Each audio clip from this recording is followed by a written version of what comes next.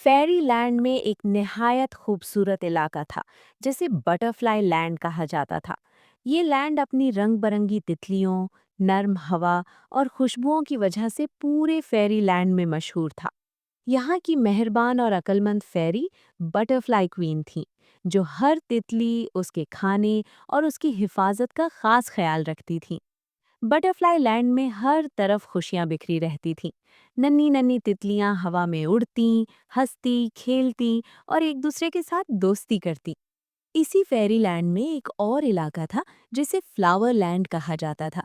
ये जगह गुलाबों, कमलों, चंबेली और हर किस्म के जादुई फूलों से भरी हुई थी।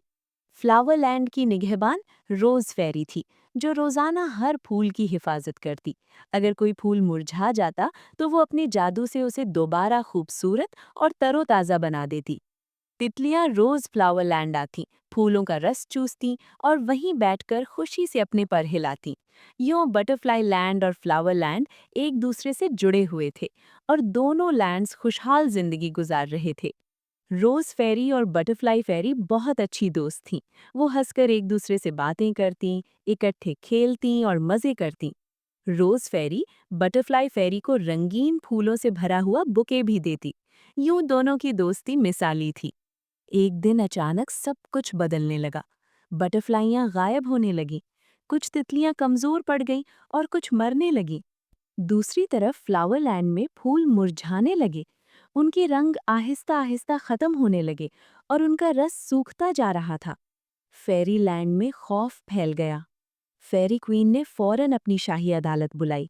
उन्होंने रोज फेरी और बटरफ्लाई फेरी को अपने सामने तलब किया। फेरी क्वीन ने फिक्रमंद आवाज में कहा, ये क्या हो रहा है? तितलियां मर रही हैं, फूल सूख रहे हैं, तुम दोनों इनकी हिफाजत क्यों नहीं कर पा रही? बटरफ्लाई फेरी ने रोते हुए जवाब दिया, मलिका आलिया, मैंने अपना पूरा जादू आजमा लिया, मगर तितलियां जैसे ही ठीक होती हैं, दोबारा गायब हो जाती हैं। रोज फेरी ने कहा, मैंने भी जादू किया, मगर जैसे ही फूलों में रस भरती हूँ, वो फौरन खत्म हो जाता है। फेरी क्वीन गहरी सोच में पड़ गई।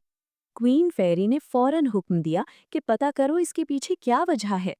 दोनों फेरियों ने अपना जादुई आईना देखा, जो हर सच दिखाता था, मगर आईना बिल्कुल खामोश रहा। कुछ भी नजर न आया। ये पहली बार था कि जादुई आईना भी जवाब न दे सका। कुछ ही देर में पूरे फेरी लैंड में फूल मुरझा गए, सब्ज रंग खत्म हो गया। क्वीन फेरी परेशान हो गई, बटरफ्लाई फेरी ज़ारो कतार रोने लगी।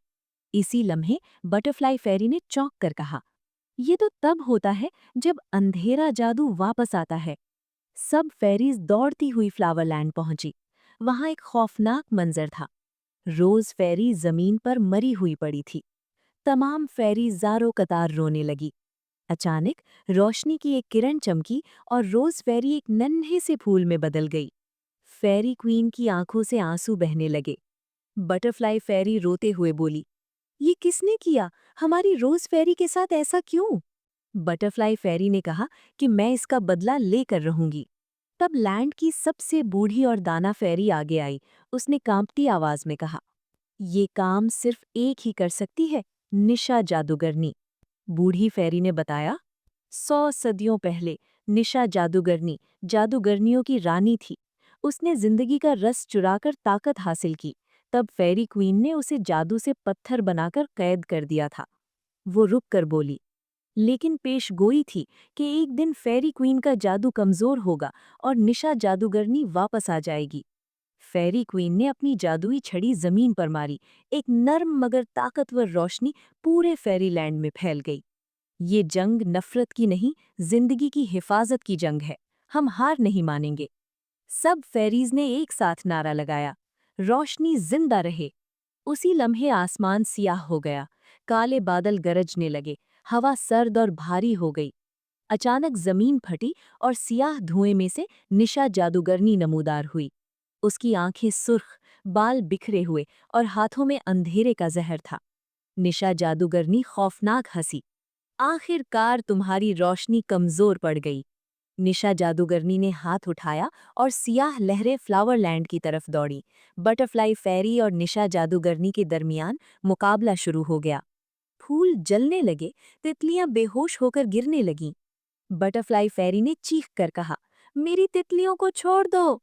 तभी बटरफ्लाई फेरी ने हिम्मत से अपनी छड़ी घुमाई और बहुत सी बटरफ्लाइज ने आकर निशा जादूगरनी पर हमला कर दिया।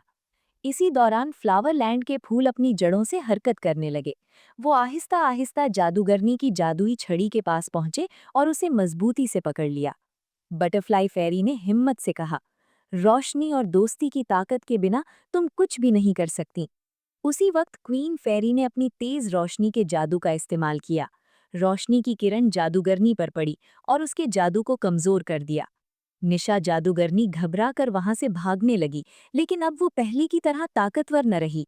फिर क्वीन फेरी ने आकर जादूगरनी की छड़ी पकड़ी।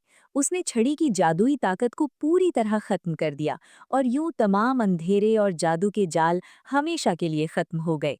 तितलियां दोबारा आजाद हो गईं। फूलों ने अपनी खुशबू और रंग वापस पा लिया। जब भी कोई फेरी किसी भी फूल को देखती, तो रोज फेरी की याद से उसकी आंखें अश्कबार हो जातीं। फेरीलैंड में खुशियां वापस लौट आईं और सब ने जाना कि दोस्ती, मोहब्बत और सहयोग सबसे ताकतवर जादू है।